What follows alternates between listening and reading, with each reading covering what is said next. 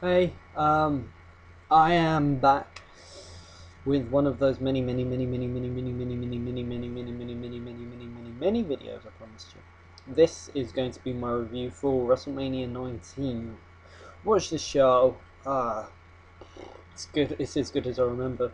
There's a reason this is one of my favorite pay-per-views, WWE pay-per-views. Well, I think pay-per-views in general of all time. This is a fantastic show from top to bottom, from the opener to the closing match. Fantastic show.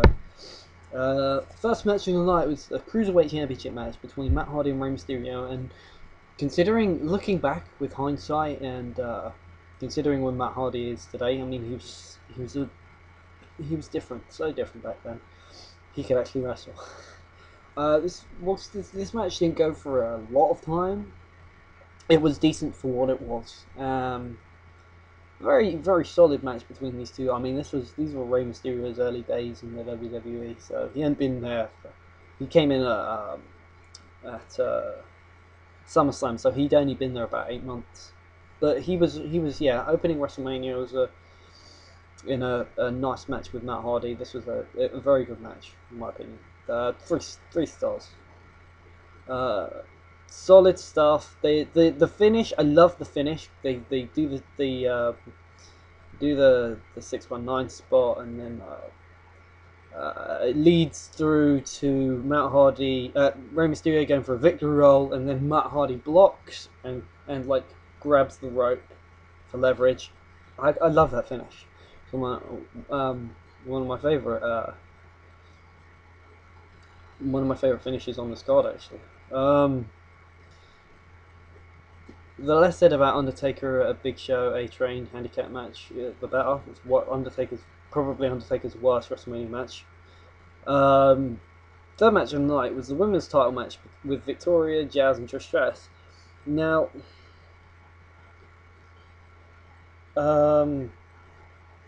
just looking at these women, you know, who looks the toughest out of these three going into this match? You know, who looks the toughest? Jazz, by a fucking country mile. I can understand you might not want to put title on her, but then who looks the second toughest? Victoria. Who looks like the model who's basically just come in high heels, doesn't know wrist lock from a wristwatch? Trish.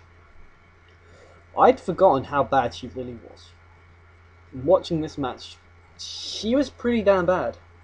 And whilst I like there's the spot in the match leading up to the finish where Stevie goes for the chair shot and bounces off the ropes and hits himself back in the head. That brilliant spot. One of my favorite spot of the match actually. The Jazz and Victoria sort of the chemistry they had in this match was really solid. This was actually a very good women's match, although Trish being in it kind of takes away from it. And Trish winning it takes even more away from it. So, yeah. But yeah, overall, a very good women's match, especially by today's standards. 3 stars. Nice back and forth contest. Trish getting the win with a Stratus on Victoria. Yeah. The WWE Tag Team Championships on the line.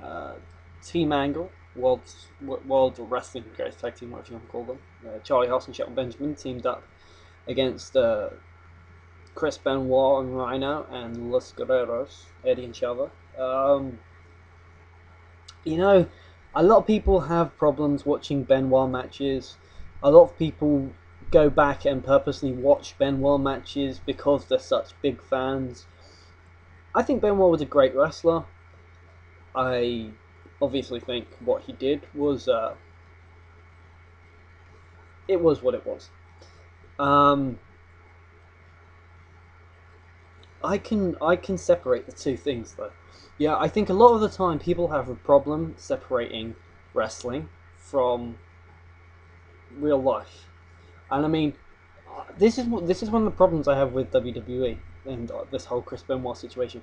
Because whilst I can understand their viewpoint to a degree, that they don't want somebody who did this sort of thing to be associated with their company. What about the fans that watched his matches? What about there's so many fans that are coming up now that will never see a Chris Benoit match, and it sucks because the guy was arguably the best wrestler ever. So, like, I know people are obviously people's opinions are always going to differ, but as a worker, as a wrestler, as a competitor, Chris Benoit was one of the best, bar none. Benoit was a better wrestler than Angle. Benoit was a better wrestler than Bret Hart. Benoit was a better wrestler than I wouldn't say. He's better than Hart. Maybe not as good as Perfect for me in terms of wrestling. And yeah, I can differentiate between Chris Benoit the wrestler and Chris Benoit the human being. And that's not saying that wrestlers aren't human beings. It's obviously Chris Benoit's personal life and Chris Benoit's wrestling career. Two different things. But in this actual match, sorry, back on topic, the match itself was a solid, if a little messy, 3-way tag team match. But they always are. The scramble tag team matches, they're always a bit all over the place. This particular one was good, one of the better ones that I've seen. And whilst it wasn't necessarily a classic tag team match, it was very solid. It was very, very solid. I mean, everybody in this match could work. Everybody in this match, everybody in this match could work. I mean, Shelton, Charlie, Benoit, Rhyno, the Guerreros. I mean, you've got Shelton, who's a great worker. Charlie, who I honestly think as a wrestler, Charlie Hart is overrated. It's underrated. Sorry. I can understand that he's not got a lot of personality, and his style is somewhat bland at times. But again, he's got this really great technical wrestling feel to him. And given the right opponent, I think he's capable of a four-star match. If he's working with the right person and you can generate enough interest in the actual match, he can go out there and have a great match. Keep going off topic. Have always had problems with that. But this match was a very, very, very, very solid. I wouldn't say great. I'd say solid. 3-way tag team match, and Team Angle got the win. Again, I like the finishes. I like the finishes on the show. Rhyno hit the gore on Chavo, and then Eddie pulled him out of the ring, and Shelton snuck in and got the pin. Team Angle were a great tag team at this point. They were probably the best the company had. Yeah. Not really much else you can say about that. Solid match.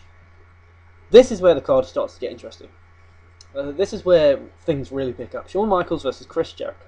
Now, we all know the story with, well, if you don't, Shawn Michaels was in WWE years and years ago with Mike Jannetty and the Rockers. Way before, even before I was born. I was born in '92. He broke his back in a casket match against the Undertaker in '98. Obviously had his match continued on to have his match with Stone Cold. They had their match. Shawn went away for 5 years, came back, wrestled a clinic against Triple H. Came back, won the title in the Elimination Chamber. This really was his. I mean, what he did wrestle the Raw in the Royal Rumble. This was really his fourth big match back, because he wasn't in the Royal Rumble for any real time, and that was really to set up this match. So yeah, but this was an absolute classic. This might be, well, I'd say this was probably, it's really hard with Shawn Michaels to say what his best WrestleMania match or even his best match of all time is. But there is definitely a case that could be argued this is both men's best match of all time. This match was just that good. I mean, they just the psychology coming into this match. You had Jericho, who idolized Shawn Michaels and then developed into this arrogant son of a bitch who just thought the world of himself and was so self-important and arrogant that he thought he could be better than Shawn Michaels, and that when he called Shawn Michaels out for being over the hill, Shawn was like, I've still got that fire, I've still got some fight left in me. And they had this sort of battle of egos, and this really was like the big culmination to that sort of grand battle between these two. And it was really interesting because these guys are thought of as they were definitely thought of as so similar. Obviously, since then, Chris Jericho has developed a newer, a slightly different niche for himself as the the heel run he had after coming back. That sort of differentiated him from the character that he was back then. But at this point, they had, well, I wouldn't say they had similar careers, but they were thought of in similar ways. I mean, Jericho was definitely thought of as not necessarily an evolution of Shawn Michaels, but more like a revolution of Shawn Michaels. Like he was Shawn Michaels, but different, you know. And yeah, this match was, wow. This match stole the show. No doubt about it. This was the match of the night. And it kills me that I can't give it 5 stars because it was such a great match. I mean, I only go in halves. I don't go 4 3/4 or 3 1/4 or 7 6/4 or whatever the case may be. I go in halves. This was 4.5 stars. There is no doubt about that in my mind. I really wish I could give it 5. I really do, because it's that good. I mean, you had Shawn Michaels get hit with the sweet chin music, which even watching that, or even rewatching this match, knowing what happened when Jericho hit the sweet chin music, I was like, oh my god, holy shit! And I marked out, despite having seen this show like 10 times. Oh, Jesus. But yeah, fantastic match. The finish, another creative finish. It was Michaels did some. I don't really know how to describe it, but he did like a what do they call them? A quick pin, whatever you want to call it, like a cradle sort of thing. It wasn't a cradle, but it was something like that. A reverse victory roll. That's what I'd call it anyway.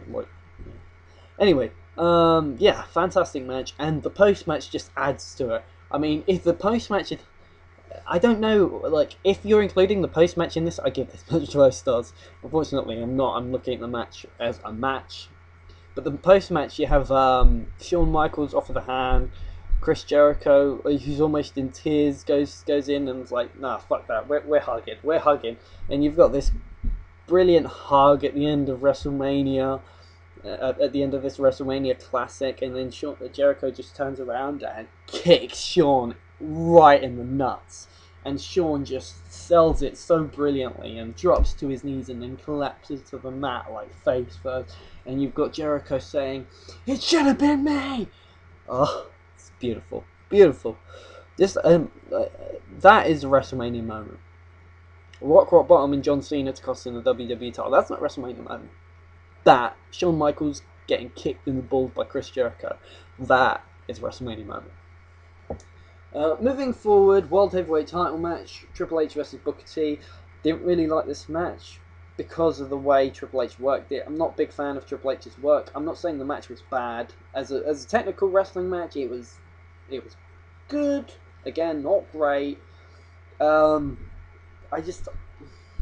Yeah, Booker T needed to go over, and that just takes so much away from this match. If Booker T had gone over, this would have been a WrestleMania moment. It would have been a WrestleMania, probably would have been one of the better world title matches in WrestleMania history, because a lot of the world title matches have have left a lot to be desired.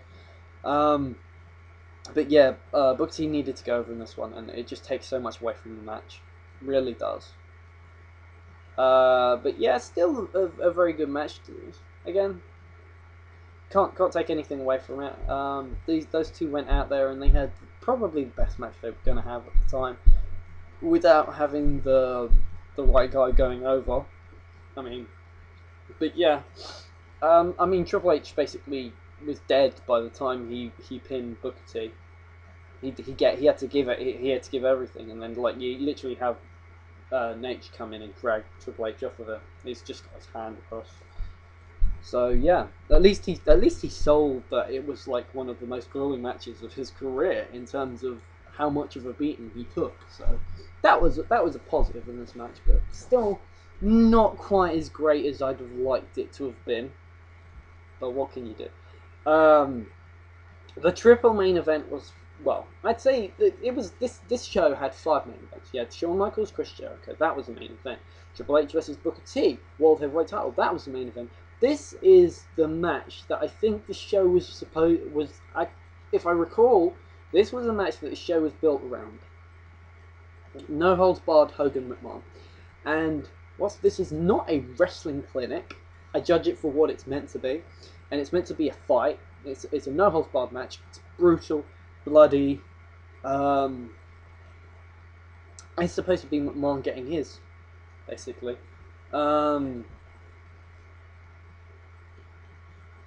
And he does. He gets his. But this match was just, it'd been built for like, what, God on 20 years almost? Such a huge culmination to such a long storyline. And I mean, obviously it wasn't a storyline, but like the idea that you've got Hogan, who, I mean, the way they paint, like, and I was listening to the commentary on this, painted this like Hogan turned his back on the WWE and left for WCW. That's not what happened. Hogan left the WWE because he was just done. He needed time. He needed time off. He was burnt out, and WCW approached him and said, "Are you interested in joining?" And that's how it went. It wasn't Hogan saying, "Fuck this! I'm leaving the WWE. They're not. I'm done with Vince McMahon." Yada yada yada. I mean, him testifying against McMahon. That was an interesting thing that they had in this angle. I mean, that was real life. That was. Hogan really testified against McMahon in the whole drugs hearing thing. So, but yeah. As far as the match itself, some great moments. McMahon with the leg drop. Well, McMahon with the leg drop off the ladder. Like, you just see McMahon pull out a ladder. He just sets it up and just starts climbing it. Why? Why? He just sets up the. He does. It's not even like he sets it up and then knocks Hogan down and then he just pulls the ladder out, sets it up next to the ring, and just starts climbing it like some kind of mental patient. I love that moment. The moment's brilliant. You have the moment with Hogan hitting McMahon with the chair for the first time, McMahon blading, and Hogan picks him up and his face is bloodied, and well, that was beautiful. Obviously McMahon, like I said, McMahon doing the leg drop off the ladder on Hogan to the announce table, that was brilliant. Hogan hitting Hugo Savinovich with a chair, which I don't think was planned at all. I mean, Jesus Christ. Poor Hugo. I mean, like, Hogan hits the guy with a chair and he's just like, like, I don't care. I don't care that I just almost killed this guy with a chair shot. Just brilliant. This was when Hogan was still good. And entertaining. Because this is what this match was meant to be. It was meant to be an entertaining bloodbath, and it was. As far as if there's somebody who's not a wrestling fan who's going to watch this show, this is the match for them. This is the match for them. Hogan versus McMahon, because you've got Hogan, who's like one of the biggest names in wrestling history. Everybody's going to know Hogan, and it's beautiful, like the story, the tale of him and McMahon. Brilliant. And there's the particular moment that I really love in this match. That beautiful moment when McMahon searches under the ring, pulls out the lead pipe, and you've got the shot from across the ring of McMahon's face just coming up with that sick smile. You know the shot. You know the shot. It's just beautiful. It's some of the best directing WWE have ever done. It's brilliant. And I hate the Roddy Piper running. I hate that. I don't get it. Why? It just feels. I mean, I understand that Piper has had his history with both guys, and yada yada yada. But it just feels like. I mean, like the moment was big, and then he hits Hogan with a pipe and just leaves, and that's it. It feels so pointless. Alright, why? But not in a good way, like McMahon climbing the ladder for no reason. But yeah, harkened on about this match too much. Hogan with the 3 leg drops on McMahon. That was the right way to do it. Rock versus Austin. Now, I remember because I was a fan when the show happened. I've been a fan for I've been a fan for more than 2 years at this point. About 2.5 years I've been a wrestling fan when WrestleMania 19 happened, which is crazy to think about it. Because this show happened in 2003. Wow. So yeah, I was about 11 years old, and I've been a wrestling fan for like 2.5 years. Crazy. Rock and Austin. I knew the story. I remember the WrestleMania 17 match between these two was one of my first real great memories of professional wrestling, and I mean everybody knows, anybody who's ever seen that match, or anybody who knows of that match, knows it's great. I didn't really know about the first match they had. Obviously, I have since seen it, but that first match that they had,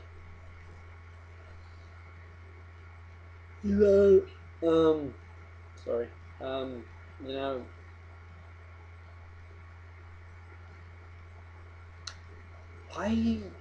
I'm not a huge fan of that first match. I don't know what it is. I'm not saying it's a bad match, but I don't know. WrestleMania 15 as a whole just felt like a really weird show, a weird time, and I just don't think it sort of went the way it should have. But this did. This went brilliant. This was beautiful. I mean, the Rock coming in. This was the second time the Rock would come in. I mean, these two have had 3 matches, and not once has Austin gone into the match as a heel. I mean, Austin's hardly ever. I mean, he came out of WrestleMania 17 the heel, and I mean, Rock probably went. Well, really, I don't think Rock had ever. Neither of them had really ever gone in as a heel, because I mean, at the time, I mean, I know the Rock was meant to be heel around WrestleMania 15, but he was getting cheered. I mean, this was he'd done the heel turn, and I mean, like, he was never overly hated. I mean, not after he won the title. He was quite popular, actually, considering. So yeah, but yeah, neither of these guys had ever really gone in as a heel definitively. I mean, Austin was always going to get cheered in Texas against The Rock, so turning him heel in Texas was fucking stupid at WrestleMania 17. But yeah, back on this match itself, The Rock coming in as a heel was just beautiful. Like, especially following the fact that he was 0-2.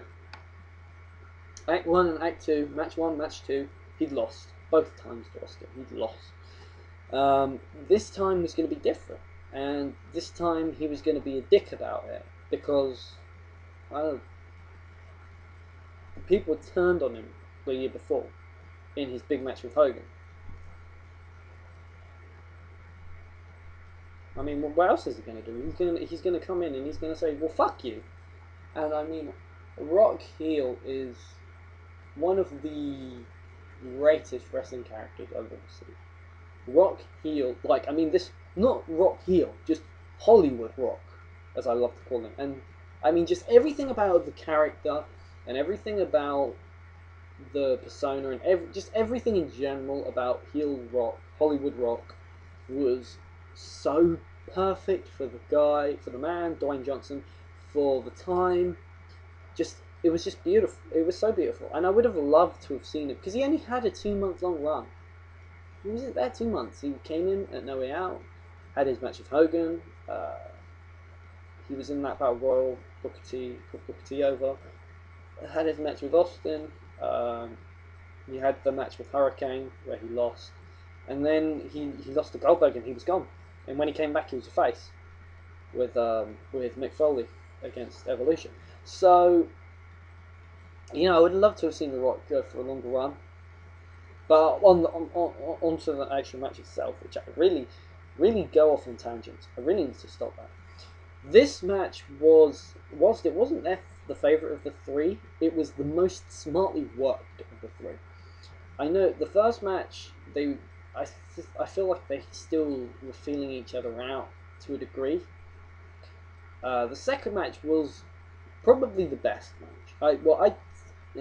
Probably undoubtedly the best match in terms of a match, because it was entertainment, it was a spectacle, it had that story, it had all this story to it, and it was in Texas, and the crowd was just so firmly behind, well, both men really, because even in Texas against Austin, Rock wasn't getting booed at that point. So I don't know, because I don't think Hogan was ever really a bigger star than Austin. But yeah, this match, yeah, like I said, smartly worked. These guys knew what match they were going to have. They knew how they were going to have. They knew exactly what match they were going to have. They knew exactly how they wanted it to work. They knew exactly how it was going to work. They knew exactly what they wanted to do, and they knew exactly how they wanted to play it. They just knew how this match was going to go, and it worked beautifully. And one of the most poetic thing about this match for me is the finish. The 3 rock bottoms. You know, you had Act 1, Act 2, Act 3. This is Act 3. It takes 1 rock bottom, doesn't do it. 2 rock bottoms, doesn't do it. 3. Just so perfect, so brilliantly done. You know, I mean, Rock and Austin, they'll never have a bad match because they're just that good. They could go out and have a match together now, and it would be better than half the shit that WWE puts on pay-per-view. It would be fantastic, you know, because those two are just fantastic. 2 of the best all-round performers in WWE history, if not the best. For me, they are in the top 5, if not higher. You know, because like, in my personal opinion, they're in my top 5. I mean, in a lot of people's opinion, they're 1 and 2, or they're 2 and 3, or they're 2 and 4, or they're 1 and 4, or they're 1 and 3. You know, most people, I don't see anybody arguing against the fact that these 2 are 2 of the best that WWE has ever produced, because they are. And this match was a great example of just how good they are. I mean, Austin's last match, Rock playing the heel, you know, it was just beautifully played, great spectacle, a great WrestleMania match. And I mean, they, you know, going into this match, they had a lot of pressure on them with the 2 matches they'd had before, WrestleMania 15, WrestleMania 17. Yeah, you had the big pressure for the WrestleMania 17 match, which, whilst it was a great match, it also had the looming of the Austin heel turn around it, which kind of, a lot of people always remember that Austin heel turn and think of the match in negative regard because of it. But I would, you know, this is my personal favourite Austin Rock match in terms of the match and everything going into it. Like I said, the WrestleMania 17 match and everything coming out of it. The WrestleMania 17 match was perfect, but for me, this was the right way to send off Austin. A perfect way to send off Austin, and I love the fact that Austin didn't need any fanfare about it. Like, he went out there knowing, he knew this was his last match. He knew this was his last match. He went out there, no fanfare, no big hoo-ha. He went out there and he wrestled a great match against The Rock at WrestleMania, and he was done. That was it. Bye-bye Austin. Simple as that, really. And yeah, just a great match. Finally, onto the main event, rambled on for long enough. WWE Heavyweight, the WWE Championship was online. Kurt Angle defended against Brock Lesnar. This match is mainly remembered for the botched shooting star, which is definitely a WrestleMania moment if ever I saw one. But a lot of people tend to overlook this match, in my opinion, and I feel like this was one of the better WrestleMania main events of all time. And that is strange, you know, considering how many great WrestleMania matches you've had, great WrestleMania main events like Hogan Savage. In terms of technical wrestling, you Rock Austin. I mean, you had the three-way the next year. Edge Taker at 24. Michaels versus Undertaker at 26. Michaels Bret Hart WrestleMania 12. Austin Michaels WrestleMania 14. I feel like there are a lot of Shawn Michaels matches in there. But yeah, I mean a lot of great WrestleMania main events, and I honestly think this might be the best. You know, I feel like I'd need to go back and watch all the WrestleMania main events to be able to definitively say that this is the best. But it's definitely one of the best. I'd say it was probably probably my top three. I'd probably have a third, but you know, this was a great wrestling match. These two went out there and had an absolute clinic. I mean, and again, similar. Also, there are some aspects of this show that I find somewhat problematic. The fact that the finish to the Matt Hardy in the match is similar to the Shawn Michaels match. That's kind of a bit of a blow to me. The fact that the Rock Austin match took 3 rock bottoms to put Austin down, and then Brock Lesnar it took him 3 F5s to put Angle down. You'd have thought maybe Lesnar and Angle could have gone out there and they could have said, "Fuck." Well, Rock Austin are always going to. They should be getting priority in that respect because A, it's Austin's last match, and B, I mean, it's Rock and Austin, so they're the seniors. No, I'm not saying they're old, but they're the seniority. They get seniority over Angle and Lesnar, so they should get priority in that respect. Plus, they're on first, so obviously, if they're going to do that finish, then I just think Lesnar and Angle should have done something. I think maybe that's what they were trying to do with the whole shooting star, and I think that might have actually been the original finish, the way it was played. But Angle's the way Angle worked that, and I mean like his improvisation, and just like literally sees him like, and then leaps on him for the cover. That was clever. Angle just shows how smart of a worker Angle is.